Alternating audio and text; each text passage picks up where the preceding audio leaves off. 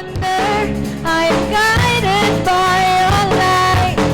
You go before my every way.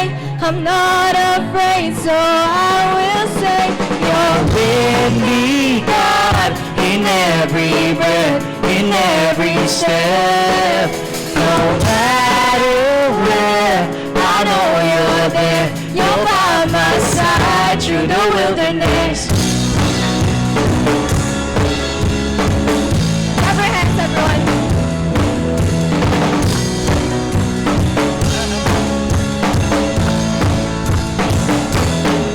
To the deepest and the farthest, I will follow where you go. You are faithful, I can trust you. Gotta know you won't let go. You go before my every way. I'm not afraid, so I will say, you're with me, God, in every breath, in every step. No matter where, I know you're there. You're by my side through the wilderness.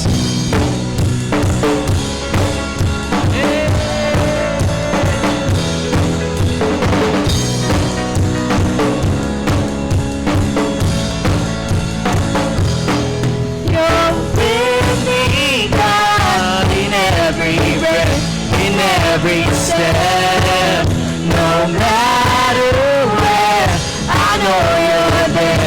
You're by my side through the wilderness.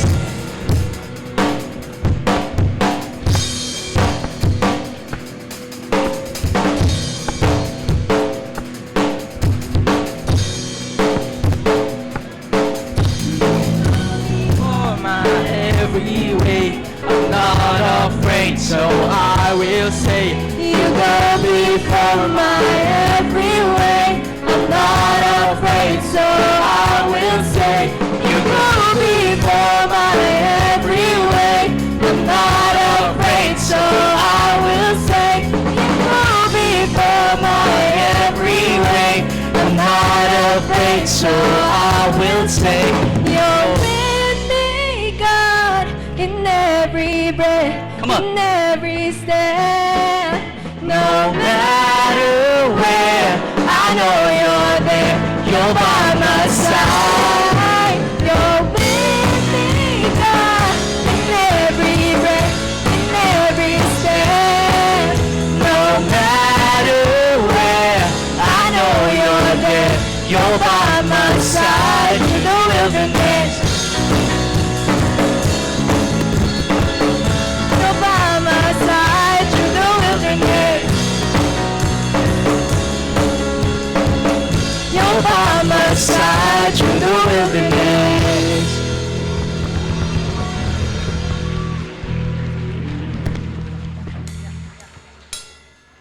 Let's continue to praise God. Hallelujah. Praise you, Jesus. Come on, let's worship our God here in this place. God is here. Has no hold on me, 'cause your mighty hand holds all of me.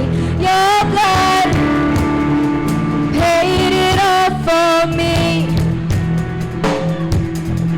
And so I take another step, draw near to your promise, and your grace pays the way for me.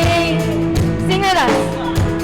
And I walk round and around and around and shout, whoa, let the walls crumble down.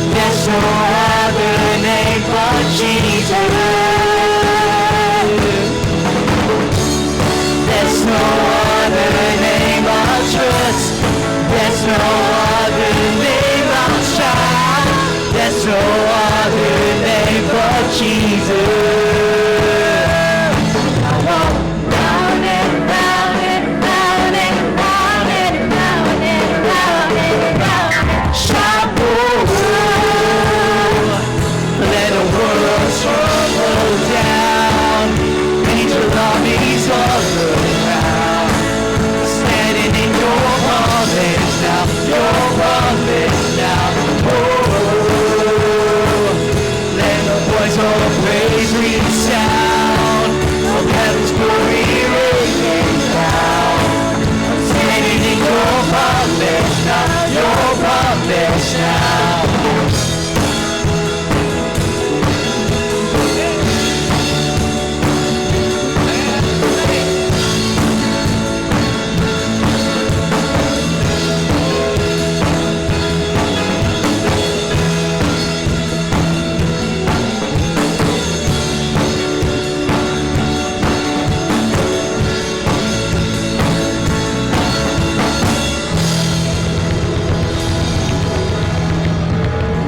Let's give thanks to the Lord. Amen. Hallelujah.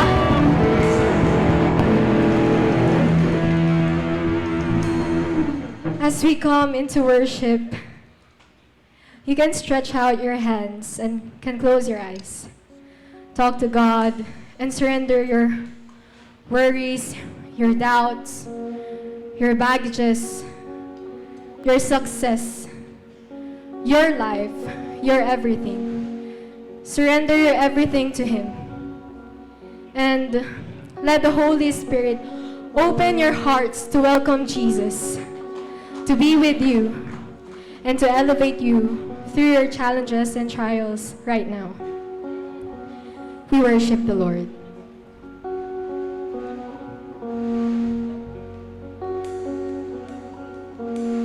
God, in the changing of the seasons, in the quiet,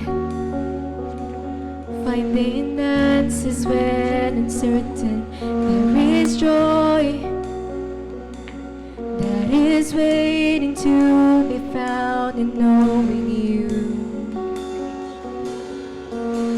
Heal in the mess and unforgiveness, in the suffering, when the waiting seems so hopeless, there is peace that is waiting to be found and trusting you. I surrender.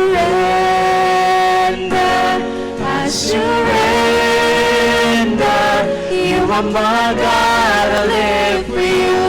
All of my days belong to you. I surrender.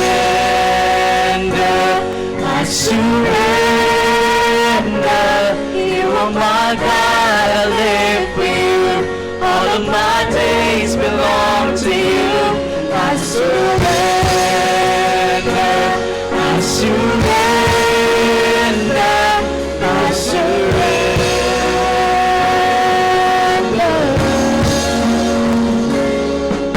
Speak in your truth and word and listen.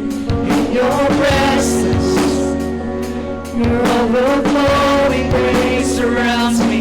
It's new life. It's now revealed in your unfailing love. I surrender. I surrender. You are my God, I live for you. All of my days belong to you. I surrender. I surrender. You are my God, it's yours to keep. I will do all you want from me. I surrender. I surrender. I surrender.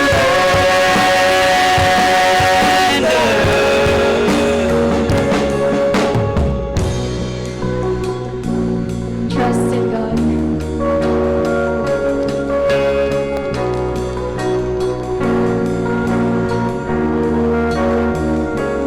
I will trust, I will see, 'cause you orchestrate my story, 'cause there is more that you want me to become.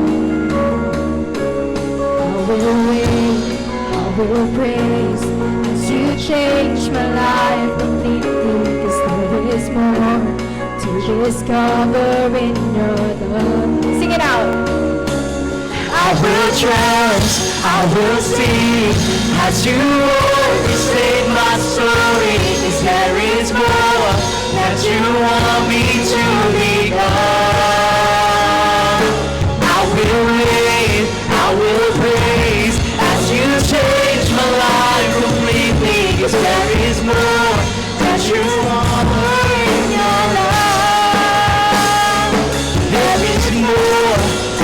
discover in your love. I surrender, I surrender. You are my God, I live for you. All of my days belong to you. I surrender, I surrender. You are my it's yours to keep. I want the life you want from me. I surrender, I surrender, I surrender.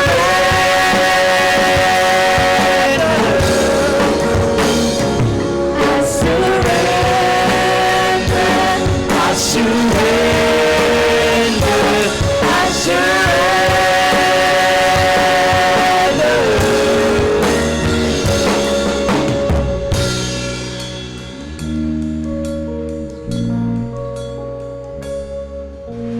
Even if I can't see the promise, when everything just seems to make no sense, and even if I won't receive the blessing I've been praying for, you are sovereign, you are king above it all.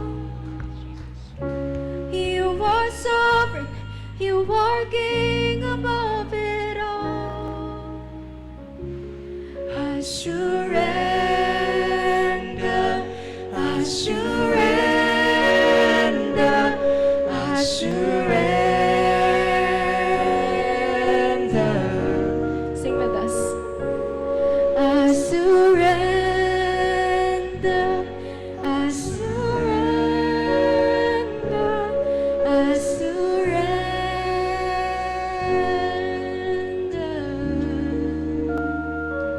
Amen. Thank you, Jesus. Jesus, right now we are broken. Right now we are in doubt. Right now we are struggling. Right now we do not know what we will do. Right now we are anxious. But today, Jesus, we surrender everything to you. Jesus, all my feelings, all my worries, I surrender everything to you. As we pray together, may I invite everyone to please stand. And we surrender everything to Jesus, all our worries, your doubts, your situations. And we allow God to use it for His glory. We allow God to use it to bless other people. Jesus, we surrender to you everything, all that we have, all that we are. We are surrendering because we believe surrendering is not about defeat. Surrendering to you means let's be partners. Surrendering to you means I need you. You are almighty. You can do all things. Surrendering to you means you can turn this situation around. Surrendering to you means you're an expert in making something not so good for the best for us. And Jesus, we surrender because we believe you will elevate us. In Jesus' name we pray. In Jesus' name we pray. In Jesus' name we pray. As one family, Feast Dagupan, if you're comfortable, you can raise your hands, stretch out your arms, and let's pray our favorite prayer at the feast as one family. Favor ko lang po, as you pray this prayer, I want you to absorb it, namnamin yung mabuti. All together as one, Feast Dagupan family. Together we say, today I receive all of God's love for me. Today I open myself to the unbounded limitless, overflowing abundance of God's universe. Today I open myself to God's blessings, healing, and miracles. Today I open myself to God's Word, so I become more like Jesus every day. Today I proclaim that I am God's beloved. I am God's servant. Sigaw mo!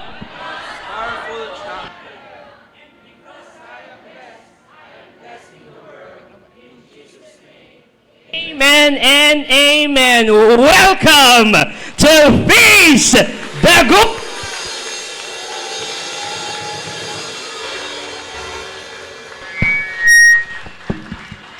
Ang sarap sabihin noon pag anniversary. So allow me to say it again. Welcome to Feast the Gupan! I want to greet everybody one-on-one sana, kaso hindi ko magagawa. So please do me a favor. I want you to go around for 30 seconds and greet one another, happy anniversary, and then sabihin mo sa kanya, Jesus loves you. Kapag kapamilya mo yan, yakapin mo na mahigpit. Kapag hindi naman kayo ganun ka-close, fist bump na lang. Alright, 30 seconds, go! Happy anniversary! Jesus loves you! Come on!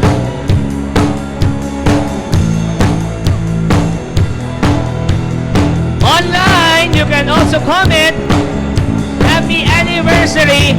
Jesus loves you!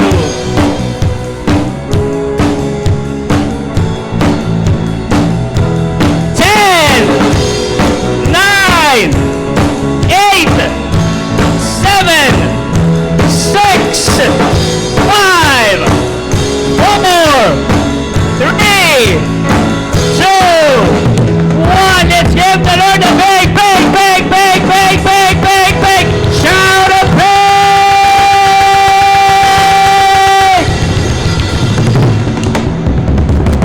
Are there first-timers in the house? Raise your hands! First-timers, welcome! Wow!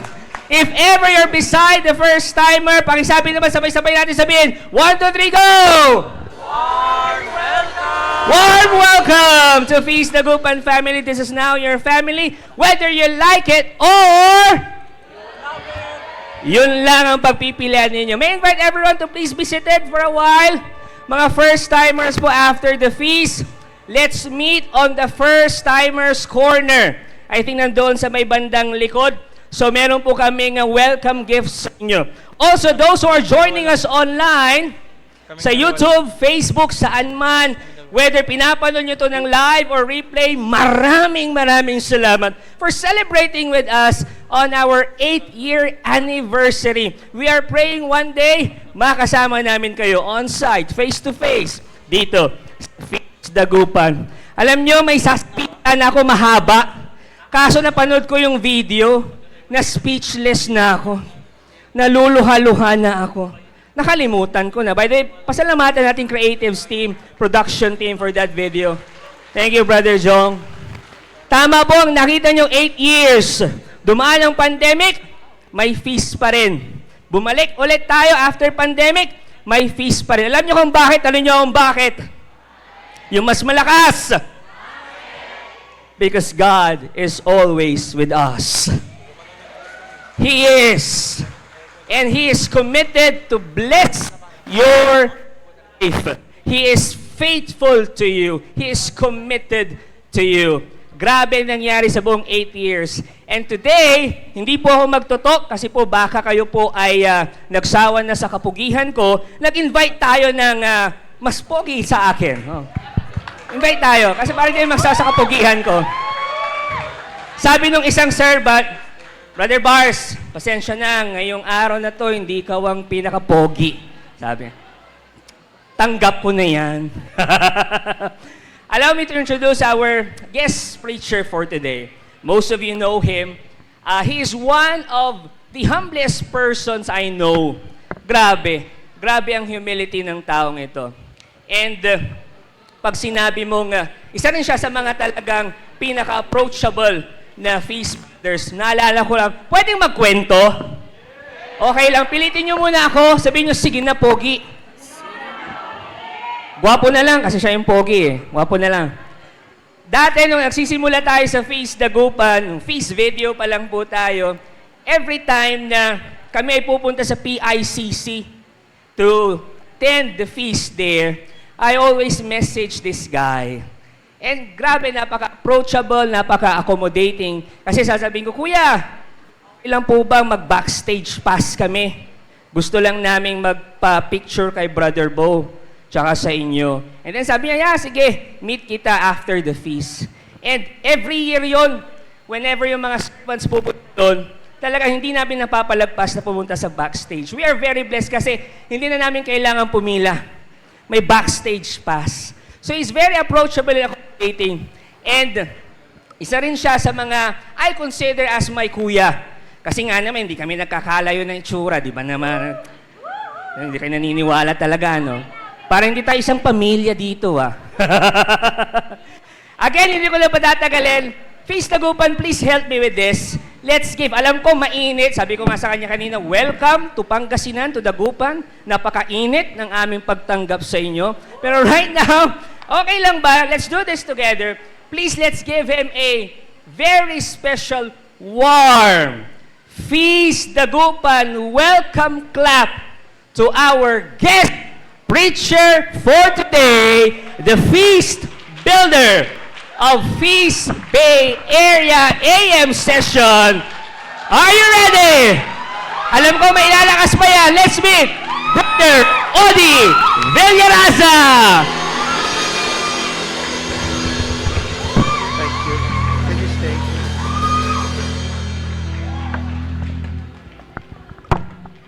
Good afternoon, Feast Dagupan. Can I ask a favor from everybody here? I want to honor your leader right now. 8 years of having a feast here in Dagupan is not going to be possible had it not been for the heart of one person. Bars is the reason why we're all here together to celebrate 8 years. And the very least that we can do is to pray for your leader. Come on. Extend your hands towards Bars. Father, we thank you for blessing this man with a heart that is after you. We pray for all of his dreams, all of his goals, that it would come together in your name, and that he would continue to glorify you above and beyond his own skills, and that you would continue to bless his mind, body, and spirit with all the things that's necessary to continue the mission that you have planted in his heart. And we pray, Lord, that through his hands and through his heart, he would produce more disciples through the help of every servant here in Feast Dagupan. So we claim victory, grace, strength, honor, and power. In your name we pray. And all of God's people said, Amen and amen. Palakpakan natin si Lord. Thank you so much, Bars. Thank you, thank you, thank you. You guys can remain standing. It's all right. Remain standing. I'm going to preach the word to you very quickly. Can we sing the song that we always do? You know the song, right? All right. Let's sing the song in honor of God's word. Thy word is a lamp unto my feet and a light unto my path. I'm going to unpack the word that we have for today, but before I do that, pwede bang magtanong? Yes. Are you an obedient person? Tanong mo yung katabi mo, obedient ka ba? Obedient ka ba? And I want you to answer with just a yes or a no. In fact, I want to test this right now. Dahil nandito tayo sa Dagupan, kanina pagpasok ko dito, sabi ni Bars, sabi ni Benz, ang init sa Dagupan, no?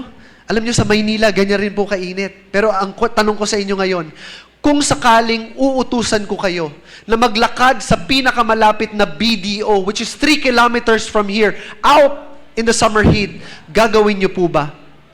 Yes or no? Taas ang kamay ng yes. Konti lang, ha? Taas ang kamay na no. Thank you for being real. Yung iba, walang pakialam. Pero ibahin ko yung tanong ko. kung sakaling sabihin ko sa inyo ngayon, na pagdating nyo sa bangko, sa BDO, doon naghihintay yung isang may-ari sa mga C family at bibigyan kayo ng 1 bilyong piso. Sino ang pupunta? Yes. Absolutely, right? I mean, if you're in your right mind, you would go. But see, that's the thing about obeying the Lord. A lot of us will follow the Lord's command only when there's an immediate reward. I have 1 billion reasons to walk to that bank. In fact, baka yung iba sa atin, hindi na maglalakad, tumakbo na eh. Diba? Kahit hinihingal ka, kahit himatayin ka, okay lang kasi may pera akong pambayad ng ospital. In fact, pwede ko mabilhin yung ospital. You know, we have reasons. But there are some reasons, my friends, why we do not follow sometimes. Why it's so hard for us to obey the Lord. The first reason is this: when it's inconvenient. Kapag napaka-inconvenient ng buhay. Sino sa inyo dito ang may nanay na palautos? Taas ang kamay. Sana wag katabi yung nanay, ano? Yung nanay na tipong kakautos pa lang, tapos 2 minutes later, may bagong utos. Tingin niya kasi ganito yung kamay niyo. Pakita natin yung kamay. 50 yung kamay, no? 50 yung daliri. Naalala ko yung kwento ni Pedro. Sabi nung nanay ni Pedro, "Anak, pakihugasan mo yung binili kong isda kanina sa palengke." Tinext niya. Nag-reply si Pedro. Sabi niya, "WTF." Tumawag yung nanay. Sabi niya, "Ha? Wala kang respeto. Hindi ka marunong gumalang." Nagulat si Pedro. Sabi niya, "Nay, nagre-reply naman ako." Sabi niya, "Oh, pero bakit mo ako minumura sa text mo?" Sabi niya, "Nay, WTF. Where's the fish?" Where's the fish nga naman? Minsan, di talaga tayo nag-o-obey pag inconvenient sa atin. Here's the second reason. Sometimes we don't obey when it is irrational. Ano yung irrational? Yung hindi mo maintindihan. Ano ba yung instruction dyan? Bakit? Paano ko susundan yan? Pakita natin yung sign. Marami sa Pilipinas ganito di ba? Welcome po kayo dito, tapos no entry. Sa dami ng problema sa buhay, dadagdagan pa nila, di ba? Ano dyan ang susundan ko? So, hindi tayo sumusunod kapag irrational. But there's a third reason. We do not follow also when it's inconsequential. What does that mean? Kapag walang reward sa akin, if it has nothing to do with me, hindi ako susunod dyan. Bakit? Kasi inconvenient, irrational, tas inconsequential. But let me preach to you a truth today that you can take home.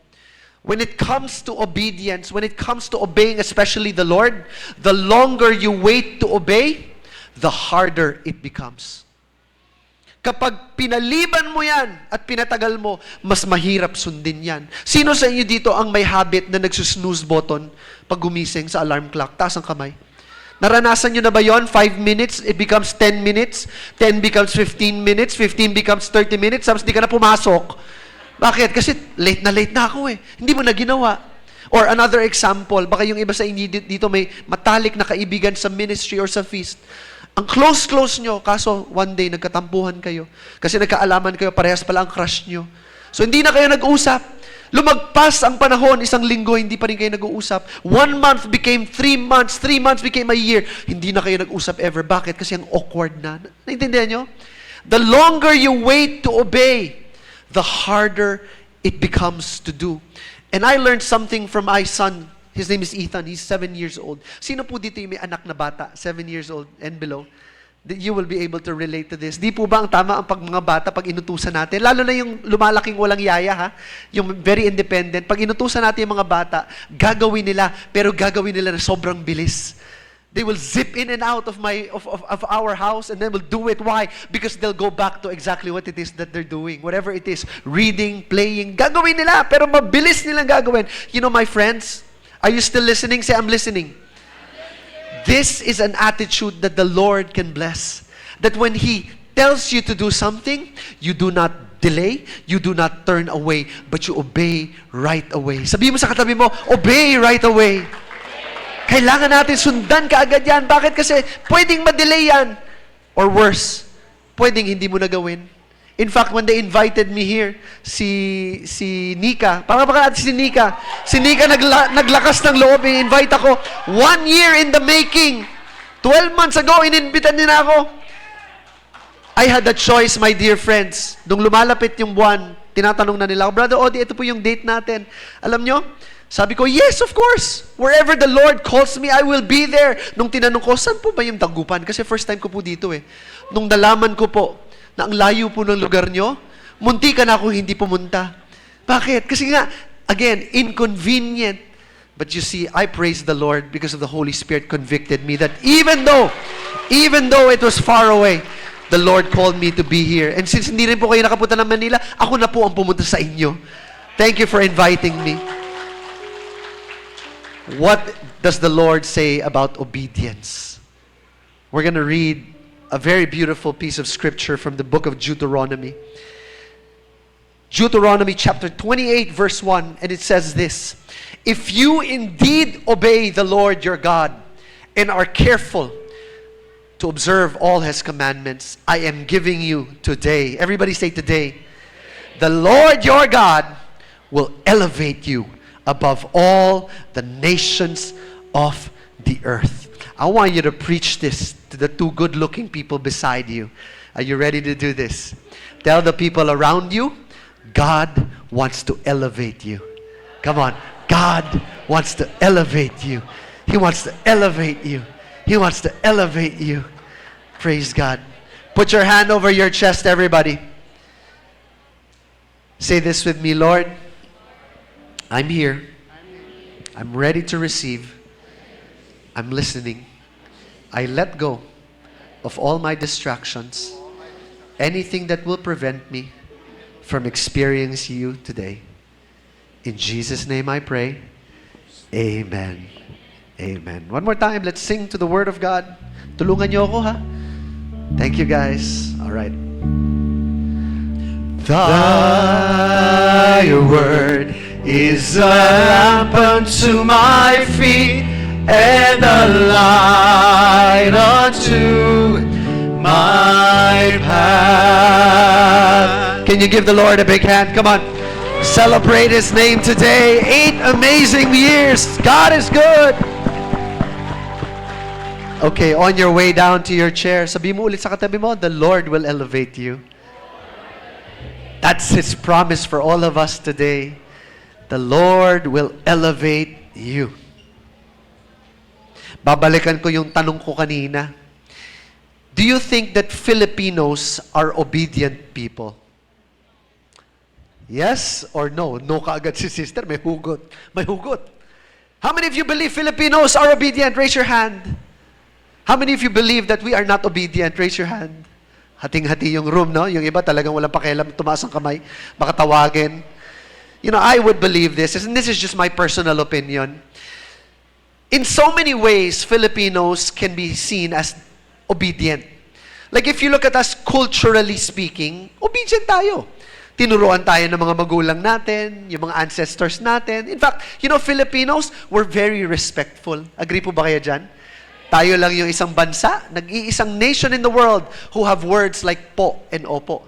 Wala pong translation yan sa English, yung po at opo. Kaya nga ang hirap ngayon, di ba, sa mga kabataan ngayon na Inglesero at Inglesera, they're not able to communicate po and opo with the same kind of reverence. In fact, naturuan tayo magmano sa mga matatanda. So I believe that Filipinos generally are considered culturally obedient. But at the same time, I also want to believe that we are religiously obedient as well. I mean, look at you guys here. You guys attend church, you guys often go to your day of obligation, yung iba sa inyo, kahit Holy Week, nagdadasal pa rin, sa Boracay, kahit malayo, dadasal pa rin naman kayo, di ba? Kasi mga Pilipino, we are 78.8 predominantly Roman Catholic. Ganyang karami ang Katoliko po sa Pilipinas. And the other part, well, iba-ibang mga religion yan, but different denominations who also are religiously obedient. So I'd like to think na tayong lahat, you know, in some ways, obedient po tayo. But, everybody say but. May mga pagkakataon na makikita natin na may mga Pilipino rin, tulad ko at tulad mo, na minsan hindi rin naman talaga obedient, di ba? Lalo na pag may traffic enforcer, lalo na kapag may police, di ba? Diyan lang tayo nagiging obedient, pero pag wala na tayong pakialam, di ba? Pero, I want to show you right now that there are things in this life or in this world, things that you can afford. Everybody say afford. That you can afford not to obey. In other words, ito yung mga bagay sa buhay na okay lang na hindi mo sundan. Bakit? Kasi pwedeng mapahamak ikaw lang, hindi mapapahamak yung mundo or yung bansa. Things that you can do and you can afford not to obey. Like number 1, Alright? Are you listening? Number one that you can afford not to obey, fashion tips. Yan. Kasi tayo, kanya-kanya tayong mga fashion, di ba? Walang basagan ng trip. Tinan mo tong picture na to. Kung ganyan gusto mo magbihis sa labas, okay lang. Di ba? In some countries, that's what they dress up. We do not mock them. We do not condemn them. That's what they want. Di ba? Walang basagan tayo ng trip kasi yan ang gusto nila. So these are things that you can afford not to obey. Kahit hindi mo gayahin yan, okay lang. You know, another one that you can afford not to obey, dating advice. Ang dating advice, kahit hindi mo sundan yan. Kasi minsan may mga weird na dating advice na parang saan ba nang galing to? Narinig ko to nung minsan, yung isang dating advice. Malalaman mo ang isang lalaki kapag ka-faithful at mabait, pakainin mo daw ng ampalaya. Kapag siya ay nakangiti habang kumakain ng ampalaya, ibig sabihin, mabuting tao yan. Tanong niyo ko, bakit? Kasi hindi siya bitter. Kaya niya ang bitterness. Yung mga ganyang dating advice, di ba? Parang, okay, I can afford not to obey that one. Medyo weird yon. Another thing that you can afford not to obey, voting suggestions. May kanya-kanya tayong pananalig at paninindigan. So, hindi mo pwedeng kailangan sundan. Kung sinabi ng magulang mo, okay lang kahit hindi mo iboto yon. Kasi we all have our own preferences, right? But at the same time, while there are things that you can afford not to obey, there are also some things that you can afford not to obey. I call this the high-cost obedience. Yung kapag hindi mo sinundan, merong mapapahamak. The first thing of which is traffic signs. Agree ba kayo dyan? Hindi mo pwedeng hindi sundan ang traffic signs. Bakit? Kasi pwedeng either ikaw mapahamak or may mapahamak ka. In fact, you know yung prayer namin ng wife ko, every time we go and I drive, ang parati ko sinasabi, Lord, gabayan mo ko, protect us from any danger. But Lord, if we are the danger, protect others from us. Kasi minsan gano'n naman talaga, tayo yung reckless, tayo yung walang pakialam sa traffic signs. Alam nyo sa Pilipinas, ang batas trapiko, hindi po tawag batas trapiko. Tanong nyo ako ano? Ang tawag sa traffic natin, hindi batas trapiko, bekenemen. Bekenemen, pwedeng hindi ka mag-U-turn. Bekenemen, huwag ka mag-run ng red light. Gano'n sa atin parang, ano to, suggestion? Yung hindi man lang, kapag walang pulis, hindi natin susundan, walang helmet, nakachinelas. Alam nyo, traffic signs are one of the things that we cannot afford not to obey. Here's the second thing. Second thing that you cannot afford not to obey. Sino dito may asawa? Taas ang kamay. Yan ang number 2 ko po. Your spouse. You cannot afford not to obey your spouse. And I'll tell you why. Grabe palakpak ng mga misis. Alam niyo yung kasabihan, no? Happy wife, happy life. Alam niyo, ang ganda pakinggan nun kasi rhyme. Pero parang malungkot ako kasi tungkol lang sa asawa yun Paano naman yung, sa babae, paano naman yung lalaki, di ba? Taas ang kamay ng mga married men. Babaguhin ko yung signal na yon, ha? Hindi na lang happy wife, happy life. Ito dapat, happy spouse, happy house. Amen? Tama. Question, alright? Marami may mag-asawa dito Gusto ko turuan kayo ngayon. Libreng bonus lesson po to. Paano mo i-convince yung asawa mong lalaki na gawin yung mga errands na inuutos mo? In other words, how can you make your husband be more obedient? Would you like to know, wives? Okay, 5 wives want to know. Do you want to know, wives? All right, listen to me. Natutunan ko po ito from my mentor, tago na lang natin sa pangalan, Bo Sanchez. Tinanong namin sa kanya, Brother Bo, yung wives nagtanong, how do we make our husbands follow us lovingly? Sabi niya, this is it. This is the simple formula of how you can convince them without nagging them. All the women say, I'm ready. I'm ready. Simple. Make your husband the hero. Make your husband the hero. I'll explain. Men are naturally egotistical. We're proud. Can we say amen, men? Mayabang tayo So pag inutusan mo ang lalaking asawa mo na gawin, gagawin naman talaga namin. Hindi lang ngayon. Gagawin namin next week.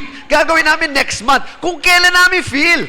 Kasi proud kami di ba? Egotistical. Alam nyo, nung tinuro ni Brother Bo, paano gagawin? Make your men, your husbands the hero. Simple lang. Honey, alam mo, ikaw lang ang may kayang magluto ng sinigang na napakasarap. Alam nyo gagawin niya? Magluluto yun agad-agad.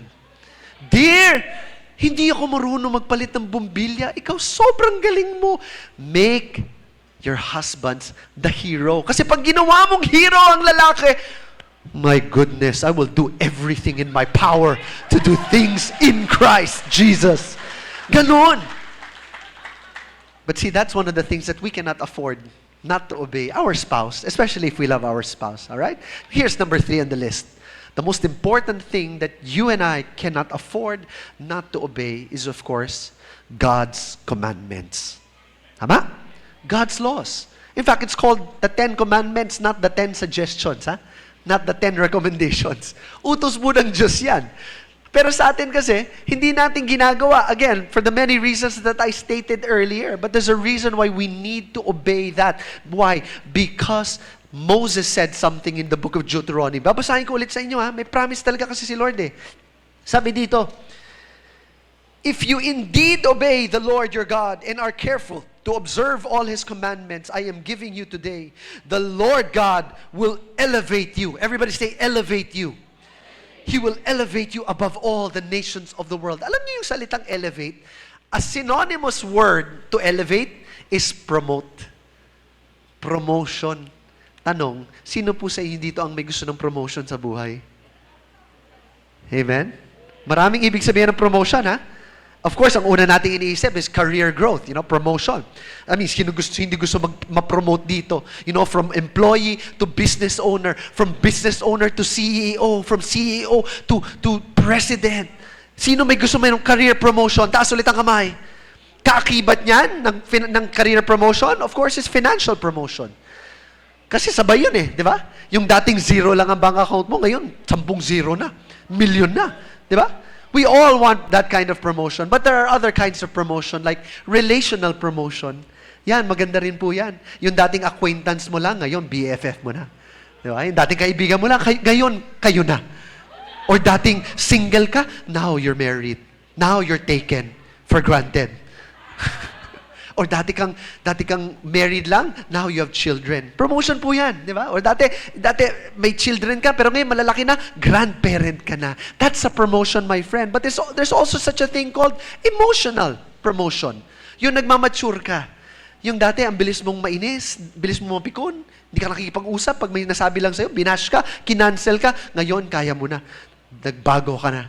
Nagmamature ka na over time. But for me, the very best kind of promotion is, of course, spiritual promotion. It's when you get deeper in your faith and trust in God that you are promoted. And my dear friends, how do we get that promotion? That's a question that I tried to ask myself this week. How do I get that elevation from God? And the Lord's answer was so simple. Andito po Andito yung sagot Sabi ni Moses, it's very simple. He says, if you indeed obey, everybody say obey, and are careful to observe all of His commandments, ang source ng promotion sa buhay na to, hindi sa boss mo. The true source of promotion comes from God, and it's coming from obeying God. Kailangan sumusunod tayo sa Diyos. That's what happens. And the promise of God is this. Have you ever met a person in your life, maybe a family member, or maybe yung katabi mo ngayon, na parang grabe yung blessing na natatanggap niya? May mga kilala kayong ganyan, yung parang tuloy-tuloy yung blessing. Nagkakaroon ng problema tong taong to, pero ba't parang mas maraming blessing? May mga ganun ba kayong kilala sa buhay? Alam nyo, that can only happen not by performance. Everybody say performance. Kasi kay Lord, a lot of us think that we need to perform well so that we can get the good graces of God. That's not true. Even if you don't perform well, if the Lord loves you, He will bless you. But you know what's more important than performance? Ask me what? Positioning. Napaka-importante ng positioning. Kasi kung ikaw, nakaposition ka to be in the grace and the blessing of God, alam nyo, kahit wala kayong gawin, para kayong nakatayo sa isang waterfall at bumabaksak ang blessing ni Lord. Tuloy-tuloy. My goodness, you don't even have to do anything. It's just dropping on you like a waterfall, unstoppable force. But how do you able to position yourself under that flow of grace? Paano ko lulugar, Brother Odi? para ma-receive ko yung mga blessing ni Lord. Ginagawa ko naman lahat ng tama. Minamahal ko ang Diyos, minamahal ko ang kapwa, pero parang hindi ako nabe-bless ngayon. Sasagutin ko sa inyo based on the verse, of how we can position ourselves so that we can receive the flow and the blessing of God. Everybody say, I'm still here. First thing you have to do to position yourself according to the grace of God is you need quick obedience. Everybody say quick obedience. Quick obedience. Where do I get that? From the verse. Ano sabi sa verse? Very first thing. If you indeed obey. Can you say that? Ready, set, go. If you indeed obey. Alam niyo yung word na if? It sticks out like a sore thumb, to be honest. Why? Because that word if is very much conditional. Because you can either obey or not obey. So if you're going to take that perspective, the truth is, the blessing of God is actually up to you. Bakit? Kasi kung hindi ko to sundan, baka hindi ko makuha yung kailangan ko. Because I'll show you later how the Lord works, all right? The Lord is not conditional. He's unconditional. But there are certain things that the Lord will ask you to do before He gives it to you. And many times, I realize, in the parable of the prodigal son, ano ginawa ng tatay? Nung hiningi ng anak, yung mana. Alam niyo yung storyang yon? When the son asked for the inheritance, the father gave it willingly and deliberately. Hindi niya pinigilan. Sige, binigay niya. Ano nangyari? Wala pang 1 week, naubos na yung mana. Nalustay na ng prodigal son. Kasi isipin niyo to, what if the Lord gives you the blessing right away and you're not ready to manage that blessing? Binigay ni Lord yung promotion sa'yo, pero hindi ka marunong mag-handle ng negosyo. Ano nangyari? Nawala. Binigay ni Lord yung asawa mo, pero hindi ka marunong mag-appreciate ng tao. Nag-away kayo. And I praise God that He knows the right time to when to give you that promotion. Alam ni Lord kung kailan ka ready. Nabigyan ng jowa. Alam ni Lord kung kailan ka pwedeng bigyan ng pera. Bakit? Kasi kung hindi ka handa i-receive yung blessing ni Lord, my goodness, my friends, you will drown under the weight of that blessing. Isipin nyo to. Ilang tao ang nakikita natin na nanalo ng loto. Tapos ano nangyayari? After many, many months, nawawala. Maybe not for everybody. May iba marunong ng money, no? Pero yung iba, nawawala. Bakit? Kasi hindi pa sila sanay eh. So praise God that He knows exactly the right time for when we're ready for that healing, for when we're ready for that promotion in our life. Praise God for that. Palakpakan natin si Lord. But our obedience, my friends, it needs to be quick. Say that word, quick. Kailangan agad-agad. Huwag ka mag-delay. Huwag ka mag-excuse. Ang problema kasi, like how I shared with my son earlier, si Ethan, 7 years old, pag bata ka, no questions asked, gagawin mo eh. But, pag tumatanda tayo, ano nangyayari? Ang dami ng excuses, masakit na yung balakang, ang dami ng kailangan tapusin, dami responsibilities, nawawala po yung childlike obedience natin. Kasi pag bata tayo, di ba? No questions asked, I will do it. Just like King David, when he was still a shepherd, sabi ng Bible, he ran to the battle lines. He ran to Goliath. That's an attitude that God can actually bless. Here's the truth, my friends. A delayed obedience, it's not necessarily disobedience. But delayed obedience can lead to disobedience. Lalo na kapag hindi mo na ginawa, tinamad ka na, pinabukas mo na, tapos wala na. When you delay your obedience to God, you know what else you're also delaying? You're also delaying the blessing. That's what the Bible is saying. That if you obey, the Lord will elevate you. So maybe there are things in your life. Baka yung iba sa inyo nagtatanong dito, Lord, when will you bless me? Lord, kailan ba dadating yung blessing ko? You know, you might want to change that question instead of asking, Lord, when will you bless me? Instead, ask, Lord, what areas of my life can I obey you more?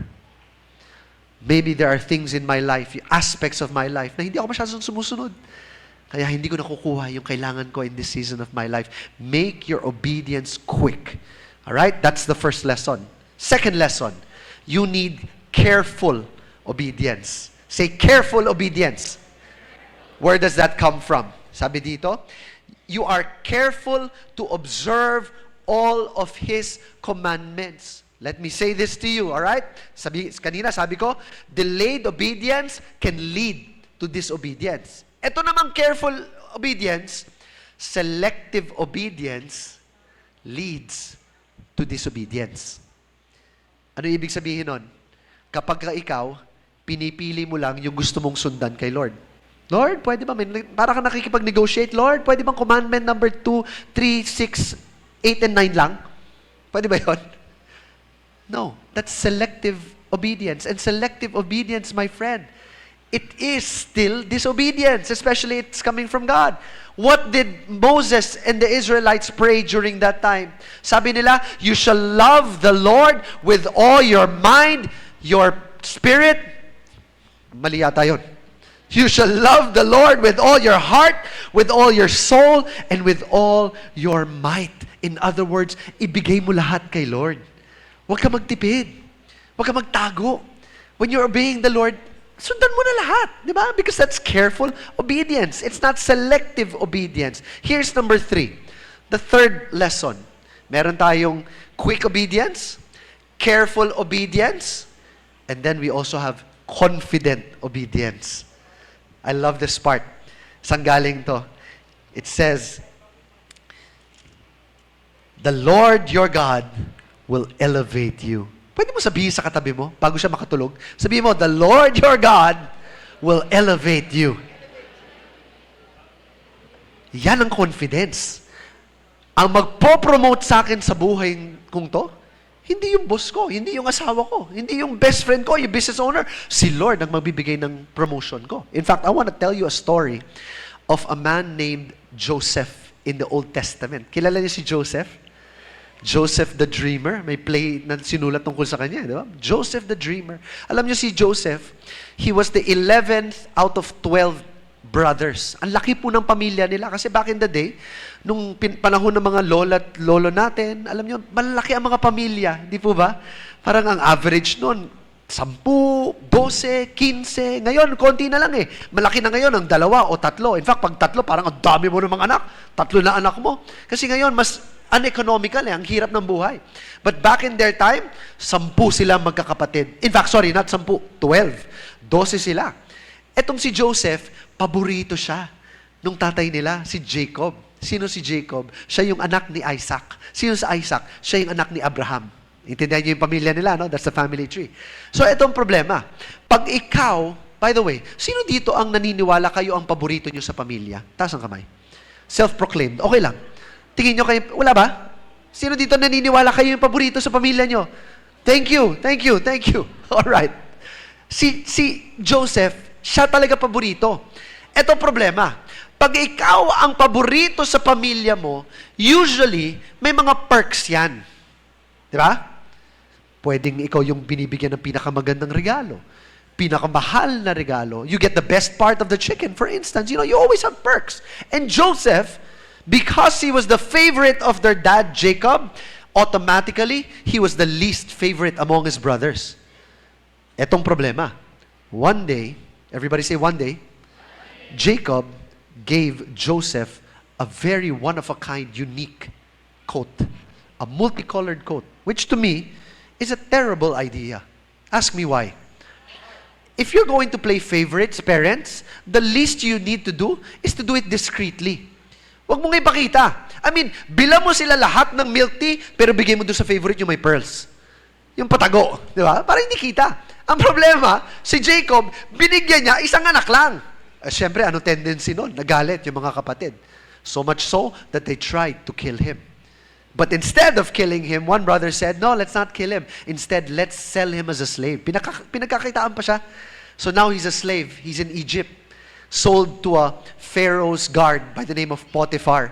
Tatrabaho si Joseph. You know, once upon a time, he was free. Now he's a slave and he's working.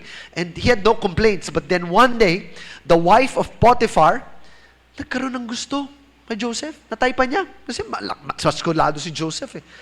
Joseph was so faithful to the Lord and obedient to the Lord that when the wife seduced Joseph, sabi niya, no, ayoko sa'yo. Naggalit yung asawa, pinatapo niya sa kulungan. So imagine nyo, Joseph is a slave and he's in prison. Na-imagine nyo? Ang dami niyang pinagdaanan. Muntik na siyang patayin. Tinapon siya sa kulungan. Ngayon, slave pa rin siya.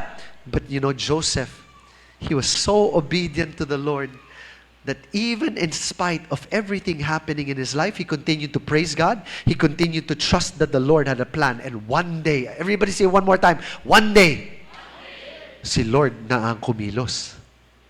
Because the Pharaoh had a dream. And nobody could explain the dream. Not even the wise men in all of Egypt, except for one person, and it was Joseph. When Joseph was explaining the dream to the Pharaoh, yung Pharaoh manghang-mangha. In fact, I'll read it to you. Sabi dito, Joseph's suggestions were well received by Pharaoh and his officials. So Pharaoh asked his officials, can we find anyone else like this man? So obviously filled with the Spirit of God? And then Pharaoh said to Joseph, since God has revealed the meaning of the dreams to you, clearly, no one else is as intelligent or wise as you are. Nangako siya kay Joseph. Sabi niya, you will be in charge of my court, and all my people will take orders from you. And only I, sitting on the throne, will have a rank higher than yours. OMG. Joseph used to be in the lowest rank of society. And then one day, si Lord ang bumuhat sa kanya. Ano nangyari? Now, he has the highest rank in all of the land. Oh my God! I came to announce to somebody here today. Are you still here? I came to prophesy in someone's life right now that what the enemy is using to destroy you, the Lord is going to use that to promote you. The Lord is going to promote you in ways that you have not seen, because that's what God does. Our job is to obey God. Si Lord ang bahala sa outcome. Tayo ang bahala sa obedience. Merong isang tao ngayon na nagva-viral. Baka nga kilala nyo siya. Pakita natin yung picture. Sabihin mo sa katabi mo, what happened, Bella? What happened, Bella? Kilala nyo to? Taga-Bataan pa to, no? He's from Bataan. You know, Christopher Darwin, this guy, he performed in Showtime. I think that's right, no? Showtime. 10 years ago.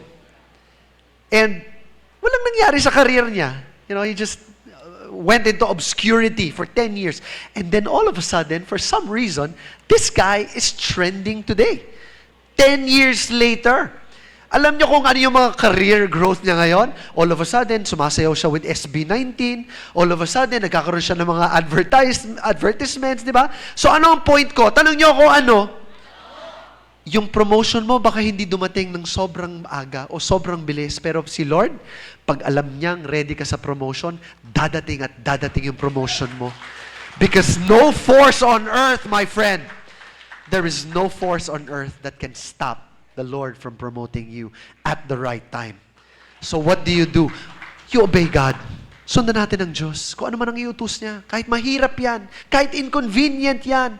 Kasi si Lord naman ang magpo-promote sa iyo. Just like David, patuloy lang po tayo na manalig at umasa at magdasal at magtiwala sa Diyos. So whatever it is that the Lord is asking you to do, my dear friend, I pray that the Lord is using this message today to speak to you, to identify which areas of your life that you're not following the Lord. Maybe selective ka sa obedience mo, just like the second point. Sinusundan mo si Lord sa finance mo, pero hindi siya ang Lord sa health mo. Sinusundan mo si Lord sa business mo, pero hindi siya ang Lord sa relationship mo. You see what I'm saying? If the Lord will be your Lord, you have to follow Him and give all of your heart, all of your mind, and all of your spirit to the Lord, because that's what it means to surrender to His sovereignty. Amen? All right, that's the third point. We have quick obedience, careful obedience, confident obedience. Ito na yung pang-apat, panghuli na to, ha? The fourth point is covenanted obedience. Medyo malalim po to, ha? Covenanted. Sino sa inyo nakakakilala ng word covenanted? You know what that means? A covenant is a promise. It's a wedding vow amongst married people, but the Lord is giving a covenant to all of us. Where did this come from? God promises all of us, He says, above all the nations of the earth, that the Lord God will elevate you above all the nations of the world. I came to announce to someone here today, my dear friends, alam nyo, when you obey the Lord, it's not only for you. Hindi lang po kayo dapat ang makinabang sa blessing ni Lord. Kasi the Lord will use your obedience to impact other people too, especially your families, especially even the nation. Yan po, communities will be blessed. Why? Because when you are obeying. Kaya tayo nakaabot ng 8 years. Alam niyo ba kung gaano kahirap magtayo ng feast? But the reason why we have a safe place today that we can call our spiritual home is because there are people who obey the Lord so faithfully. Can we clap for all the servants of the feast? Grabe ang blessing ni Lord sa feast na to. So, kung kayo naranasan nyo na nagbago ang buhay nyo through the feast, please continue to come and continue to serve. Continue to obey the Lord. Pero madali po ba? Tanong nyo ako, madali ba? Hindi po. Kanina, nag-uusap kami sa lunch nung pinapakain ako kanina nila Bars. Tanong ko, may mga experiences ba kayo na na-burn out kayo sa ministry? Sabi niya, once a day. Araw-araw lang may burnout no? Kasi ganun ang totoo If you're really obeying the Lord, it's not easy. It's actually hard. And I'll tell you about the life of Moses. Moses who actually wrote the Deuteronomy.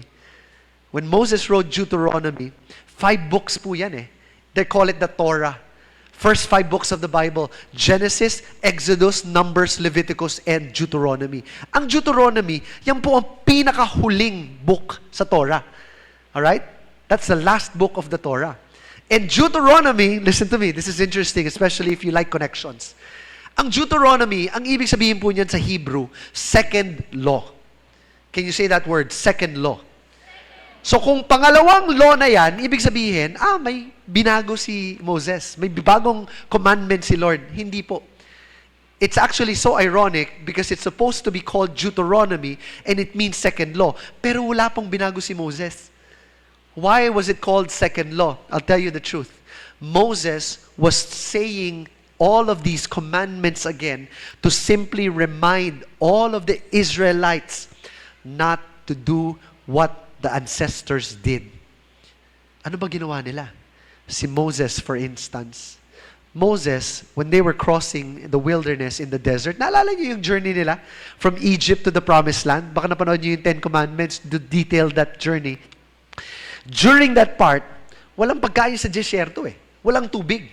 So one time, when the Israelites were thirsty for a drink, nagko-complain sila kay Moses. Alam niyo ginawa ni Moses? Instead of obeying what the Lord told him to wait, he used that magic staff. Yung stick niya, na ginagamit niya, he struck a rock twice, bang, bang, lumabas ang tubig. Napawi ang pag-uhaw nila. Pero, dahil doon, nagalit ang Diyos kay Moses. Sabi ni Lord kay Moses, you will not be able to enter into the promised land. This is the guy who freed all of Israel from Egypt, and yet he's not gonna be able to go into the promised land. Unfair, Lord. Diba? Ito na nga ang nagligtas sa amin tapos hindi siya makakapasok. My dear friends, Moses did not even complain a single thing about the Lord's command because he knew in his heart that he did something wrong. Nag-disobey siya kay Lord He did not follow the command of the Lord. Now, what is the lesson here? Moses could have entered into the promised land and yet he did not. And now Moses is talking in Deuteronomy chapter 4. Sabi niya dito, and now, Israel, listen carefully to these decrees and regulations that I am about to teach you. And then he says, obey them so that you may live. So you may enter and occupy the land that the Lord, the God of your ancestors, is giving you.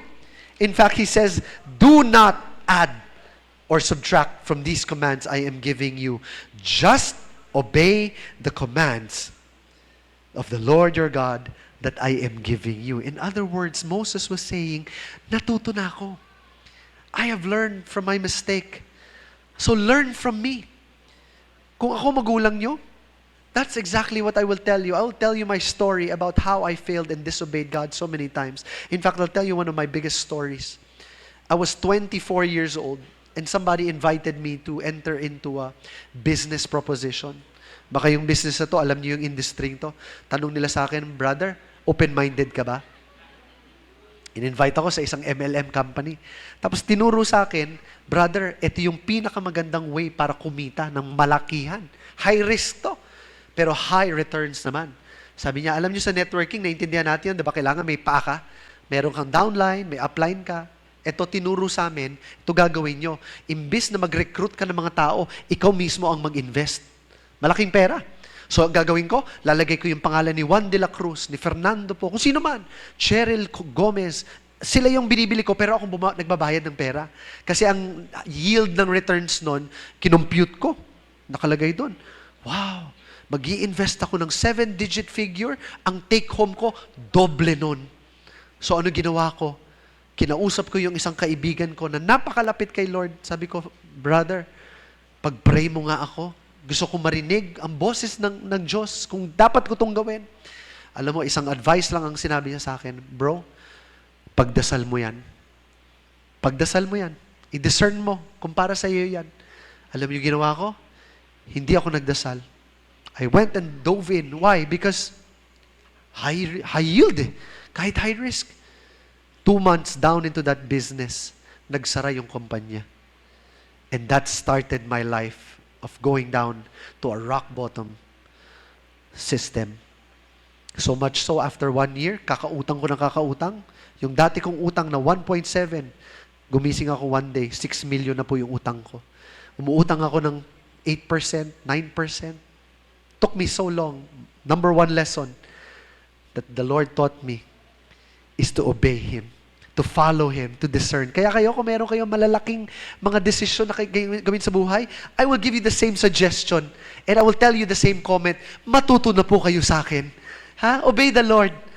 Pray to the Lord and ask Him, even if it's uncomfortable, even if it means that the Lord will tell you to let go, and the Lord will say no. You listen to what He says because He knows better than you. Amen? Matuto po tayo sa mga sharing ng mga leaders po natin, especially the ones who tell you and testify to you. Because the truth is, we really need to obey God. God knows everything. Moses disobeyed God. He wasn't able to enter into the promised land. But then, 1,500 years later, another man came, and the world would know him as the new Moses. Who was he? His name was Jesus.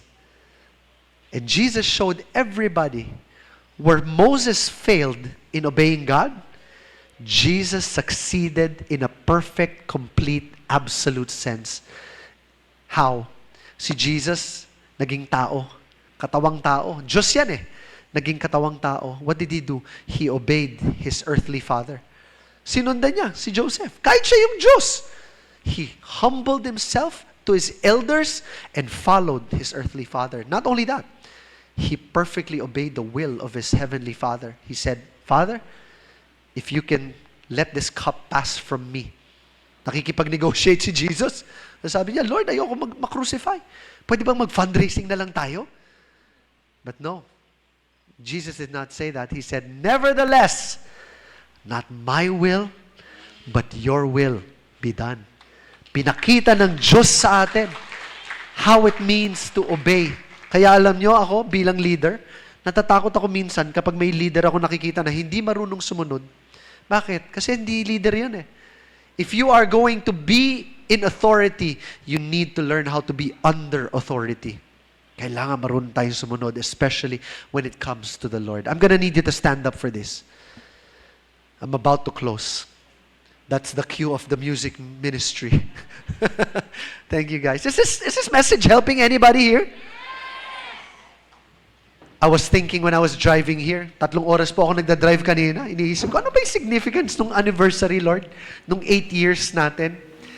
And then, the more I thought about it, the more I did a little bit of research, and you will be shocked how connected this day has been ever since they started organizing this anniversary.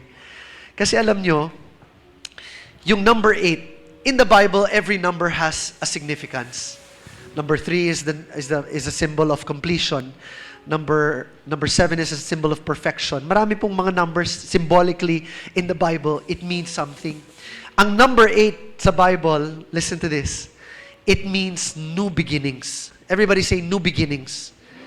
New beginnings. Tingnan nyo sa Bible, the Lord created the world in how many days? 7 days. On the 8th day, the world began. Yun eh. The 7th day, the Lord rested. On the earth day, the world began. Life started to begin. In Genesis, si Noah. Noah obeyed God. And because he obeyed God, 1 Peter said that 8 people were saved because of that obedience. Now Jesus himself, Jesus was raised from the dead on the 8th day. Sunday po yun. Now what is the significance of celebrating 8 years of doing ministry with all of you guys? Are you ready for this message? I hope and pray that I can preach this the way that the Lord gave it to me, because the Lord was telling me, 8 years, for every year that you have been planting and building and serving and loving and toiling for people, here's the promise of God if you continue to obey Him. 8 years is a symbol of new beginnings. In other words, when we take that word that we just studied today from Deuteronomy, ano yung pangako ni Lord? Kapag nag-follow tayo at nag-obey tayo kay Lord, what does it say? It says, let me read it to you again. If you indeed obey the Lord your God and are careful to observe all His commandments that I am giving you today, not tomorrow, not next week, not next month, but today, the Lord your God will elevate you above all the nations of the earth. In other words, my friends, listen to me. This 8th year, you will experience an elevation like no other. Amen. New beginnings in this feast. I don't know what new beginnings will look like. Maybe new attendees will come in. Amen. Maybe new pastors will come in. Maybe people will be given a new heart, a new mind, a new spirit to see life in a different perspective. I don't know what it means in your life. Maybe the Lord is going to give you a fresh perspective of what you're doing in your career. New beginnings. A new beginning that is so great that it's going to promote you to a different level of grace. Say amen if you believe that. Amen. That, my friend, is the significance of elevate. And I believe that when Nika was conceptualizing that idea, she had no idea that that's what the Lord wanted you all to hear today. That He's going to launch you into new territories, Amen. new levels of growth. Fresh grace is going to fall from the sky. Fresh favor. Brand new beginnings. It's going to flow in this place. And we are just going to stand under God's waterfall and receive blessing upon blessing upon blessing. But wait. I'm not saying that you're not going to experience problems anymore. Huh? You still will. In fact, as a follower of the Lord, expect problems to come. What I'm simply saying is that you will have more blessings than burdens in your life. You will praise God 10 times more because your problems are going to be lesser. Do you believe that? If you believe that, I want you to put your hand over your chest and just bask in the presence of our Heavenly Father. God, you are so good. The truth is, we would not have reached this pinnacle of our spiritual life had it not been for you. You are the one who is faithful. We're not. You are the one who is strong. We're not. You're the one who has all the wisdom. Father, we are weak in every sense of the word. And so we lean in on you right now to learn how to trust in your ways, for your ways are good. To trust in your abundance, for you are our provider. To trust in who you are, Lord. Not in what you do, but in who you are in our life. And Father, I just declare blessing upon blessing, strength upon strength, grace upon grace, that people will discover you right now, oh Jesus. That lives will be transformed in this place, and that hearts will be returned back to you, oh God. If there's anybody here, Lord, who has walked away from you, I pray that they experience love, abundance, provision, power, and presence in this moment. We give everything to you, Father.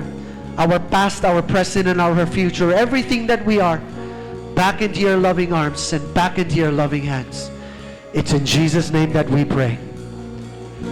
In Jesus' name we pray. Amen. In Jesus' name we pray. Amen. Amen. Sing to the Lord, everybody. Worship Him today in spirit and in truth.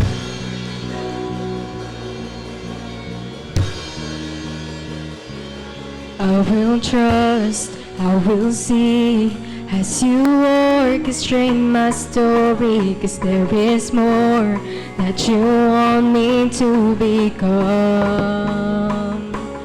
I will wait, I will praise as you change my life completely, 'cause there is more to discover in your love. Sing with us.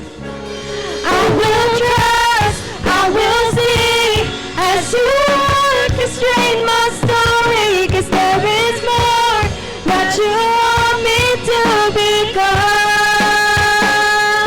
I will wait, I will praise as you change my life completely, 'cause there is more to discover in your love. There is more to discover in your love. I surrender, I surrender. You are my God, I live for you. All of my days belong to you. I surrender, I surrender. You are mine, it's yours to keep. I want the life you want for me. I surrender, I surrender, I surrender.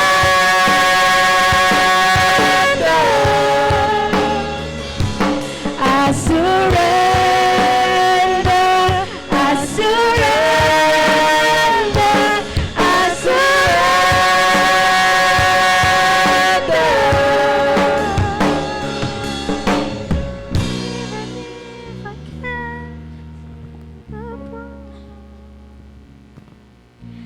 Even if I can't see the promise, when everything just seems to make no sense, and even if I won't receive the blessing I've been praying for, you are sovereign, you are king above it all. You are sovereign, you are king above it all. I surrender, I surrender, I surrender.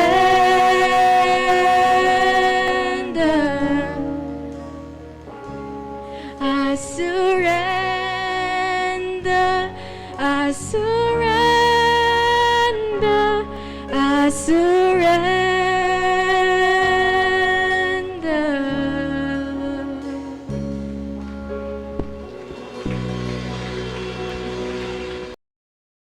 Thank you for watching. Be sure to subscribe to this YouTube channel para wala kayong ma-miss na video at live stream. Please also share this video to your loved ones, families, and friends. And do not forget that you can join us here live sa Feast Dagupan. God bless you all more. Mama Mary loves you.